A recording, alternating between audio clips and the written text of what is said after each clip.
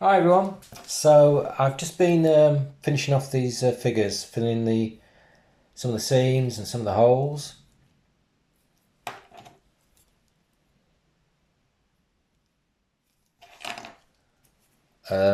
Thankfully the heads come as separate items, so that will make painting these a bit more easier. Doesn't he look like Michael Renner, the actor? Klaatu Brada Nikto. Stupid boy. So it's not just one, I've got two of these to paint, which is going to be a real chore for me. I'm not a keen painter of figures. It's a task I'd rather not do. So once I finish cleaning these up, I shall just give them a coat of off-white, and that will help when I paint with a brush, just for the paint to adhere a lot easier to the surface, almost like a primer. I'll be using Citadel paints for the body, and then for the head I'll be using Vallejo. Things like maybe red leather, sunny skin, dark flesh, and of course white and black. So that's the skin bits painted.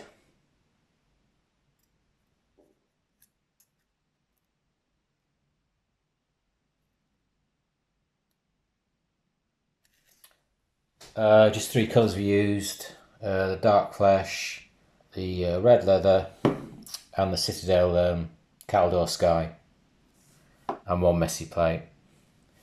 So I'm going to let that dry, and I won't do any more to it till I've painted all the rest of the body, and then I'll get a good idea whether the flesh tones need more doing to them. So I've just painted their overalls, or whatever you call them.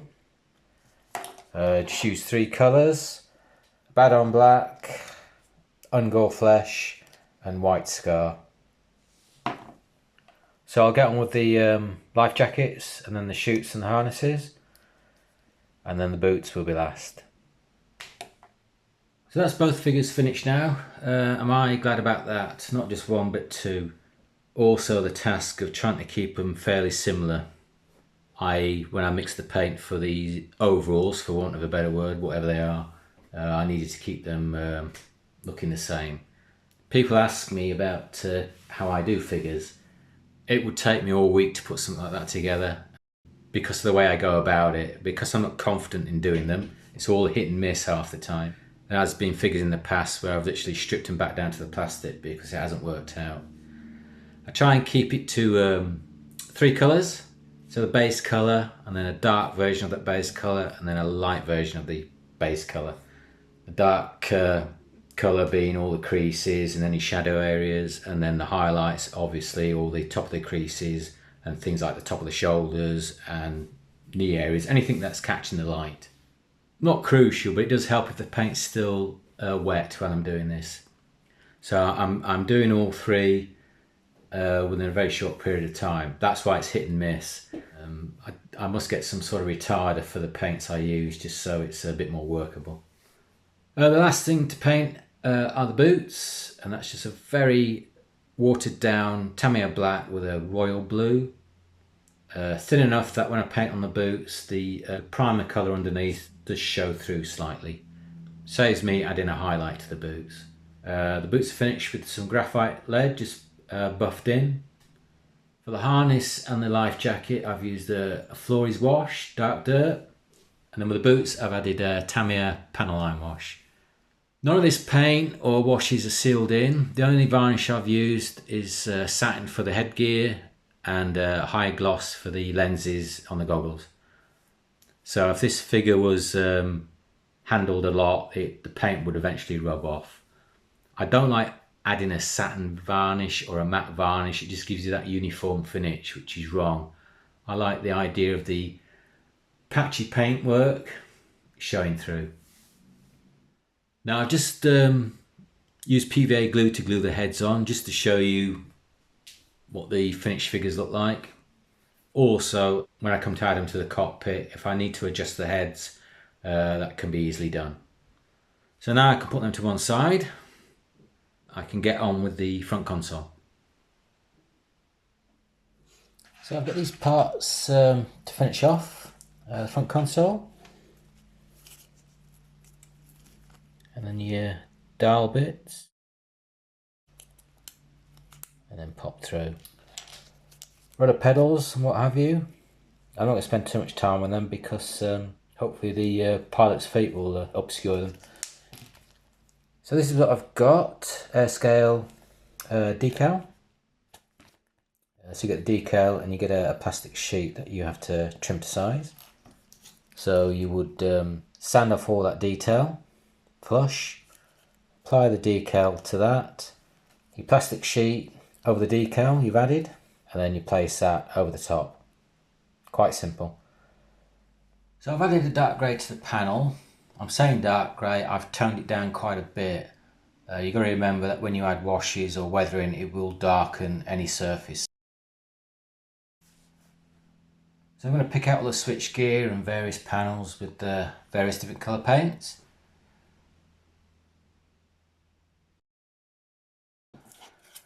So that's all the detail picked out. I've just sealed both assemblies with the coat of satin varnish. Now it doesn't have to be too brilliant, the paintwork on that, because hopefully, he says, fingers crossed, the wash will tighten everything up. The rudder assembly, this is the transparent part with all the dials sanded flush. I painted the whole assembly white. Even though I know that the dials on the decal are opaque, it can't do any harm. Mask this off, paint it all black, and then with some Vallejo metal colour, just sprayed from above. It's just caught the highlights of the rudder pedals. So I used Tamiya's panel wash for the bezels, just gives it a bit of zing now, bit of contrast. Next thing is to add the decal, so I'll just soak it in some warm water and leave it for a few minutes. And I'm going to start from the top, it's a good reference, seeing as the decal shape is different from the rudder pedal assembly. Now I'm going to let that dry because it will need trimming to shape. And I can't trim it when it's wet. Bit of foam board just to protect the decal, now it's dry. And trim to shape.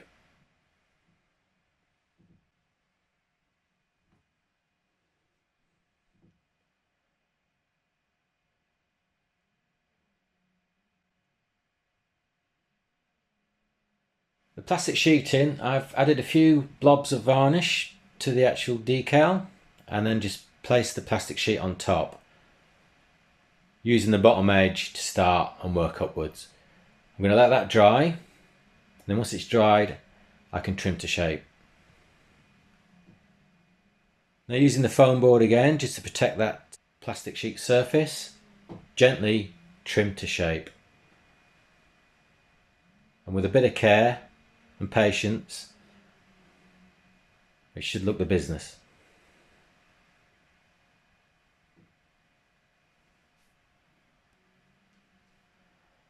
Now the front console I'm going to attach using PVA glue, and just with a few small blobs here and there, not too many, don't want it squishing over the dials.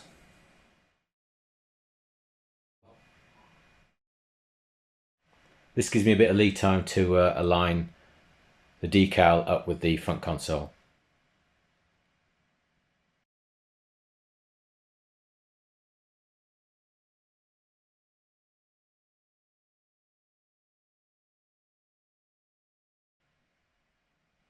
Now that I'm happy with the alignment, I shall leave that to one side to dry, and then come back afterwards and add a bit of super glue just around the edge, just to fix everything permanently in place.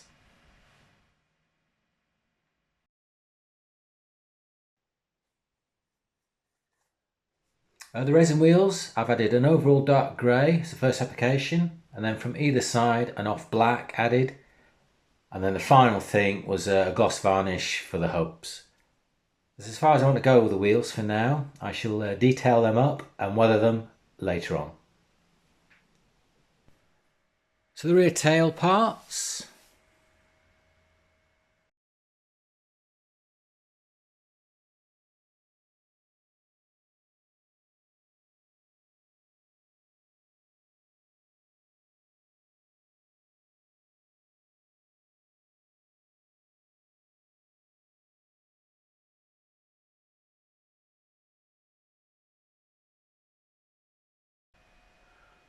parts at the end here don't fit too well, so I've trimmed the 2 pins that attach this part, cleaned them off, and the tab here I've trimmed down a bit. This just gives me the chance to move these about a bit so I get a better fit.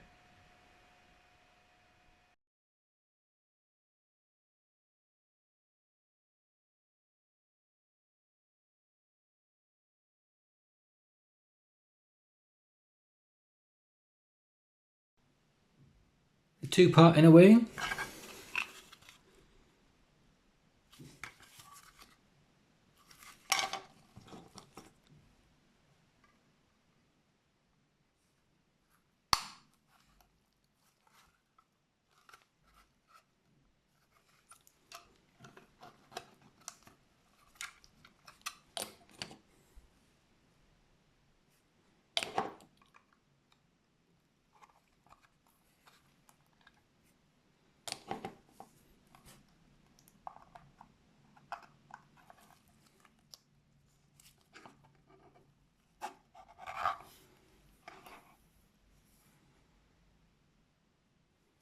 Your 2-part outer wing.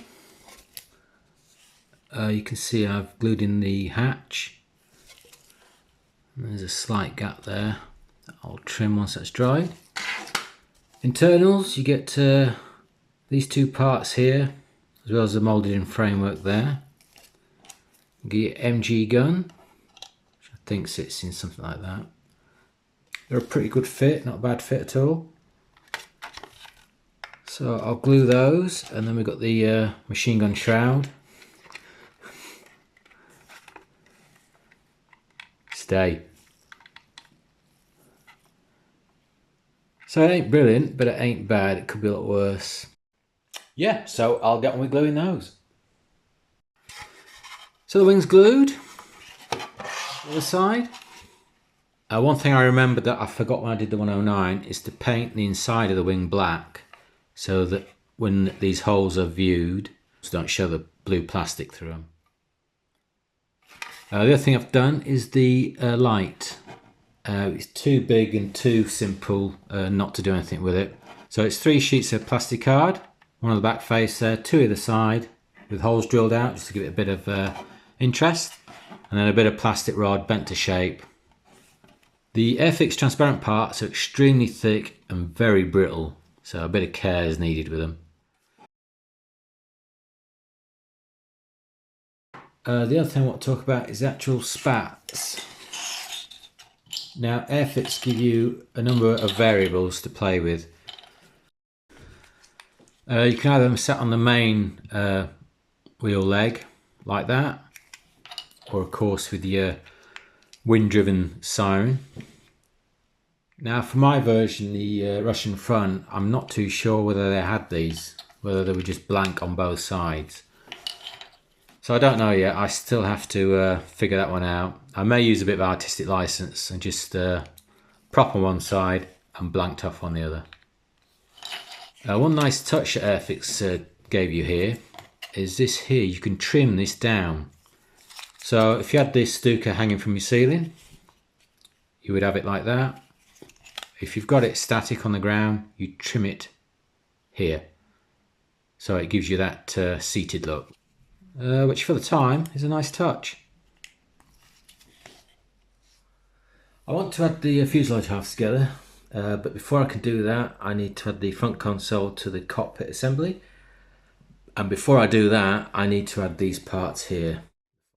So I'm going to attach these in place and then use the other side of the fuselage just as a jig, and then when the glue's set I can take it apart and then add the other pieces. You'll see what I mean in a minute.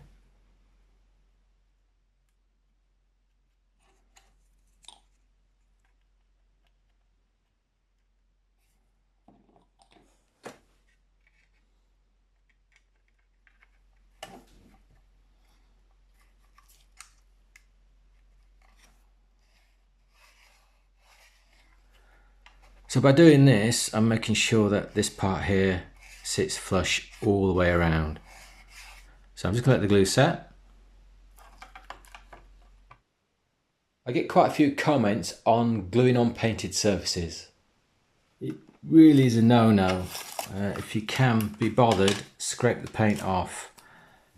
I do it myself. I glue things with paint on both surfaces. I take my chance. But things like on your seams, on your wings and fuselage, I always try and make sure it's clearer paint. If I'm going to glue paint on paint, Tamiya cement's pretty good stuff. It seems to be a bit more robust, but really avoid it. Try and clean the surfaces if you can.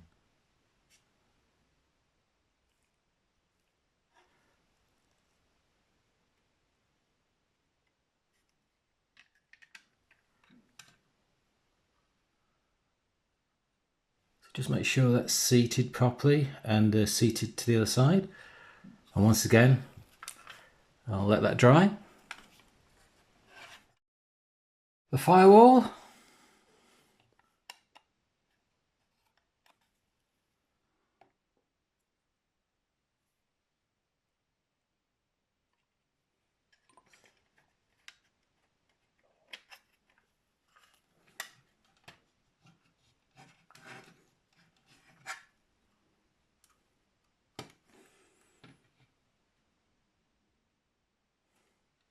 Once again, let that set.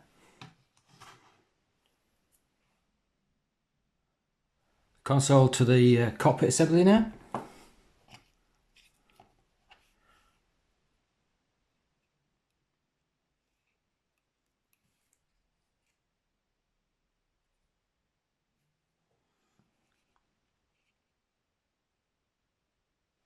So I'm just going to let that set now, and then we can add it to the fuselage. Now all these bits you've seen that I've added, I've taken a good part of the day while I've waited for the glue to set. Now the tricky bit,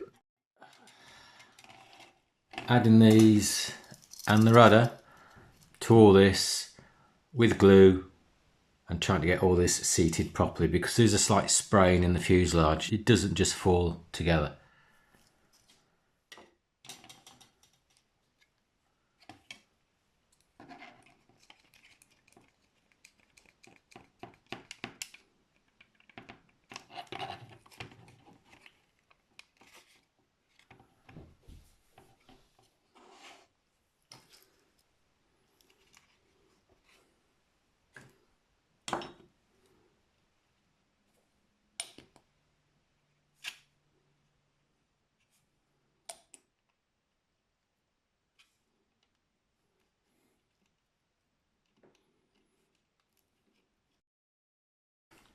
An issue I'm going to have is feeding the wire from the motor through all this lot.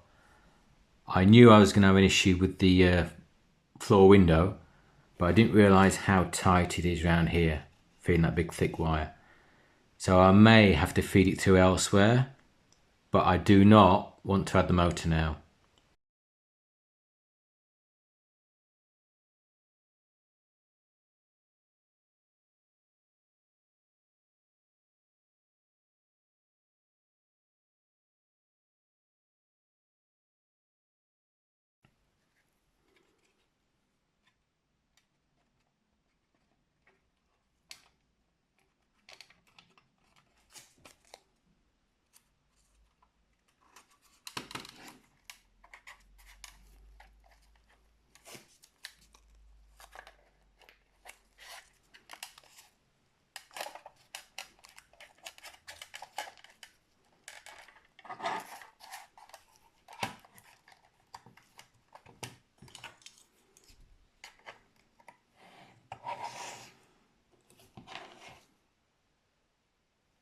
And then using the thin glue, keeping away from the tape that's already there.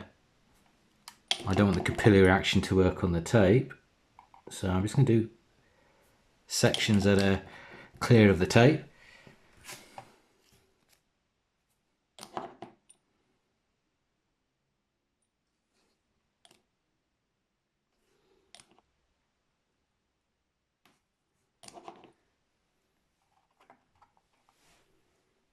Let that all dry.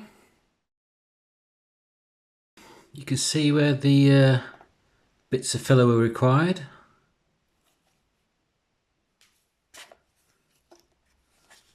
Once I'm happy that I've filled most of the blemishes. I shall spray along the seams in dark grey, and then I'm sure I'll find even more blemishes.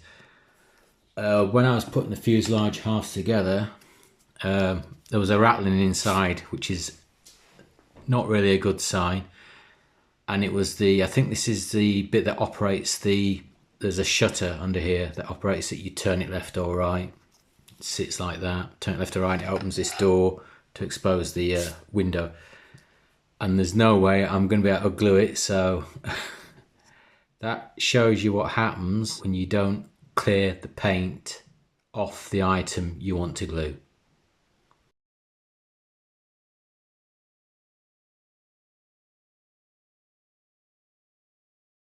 Look at that for a fit. Unbelievable.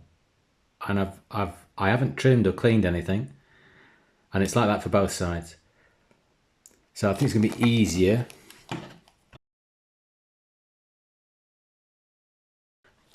Glue these together, sort them out, and then I may paint it as a separate assembly because the fit is that good against the fuselage. There's nothing worse personally for me. I hate trying to paint a big subject all built up. It just gets a bit, for me, a bit gangly. Whereas if I can break the actual Stuka into small sub-assemblies, and it's just going to make the painting and weathering so much easier.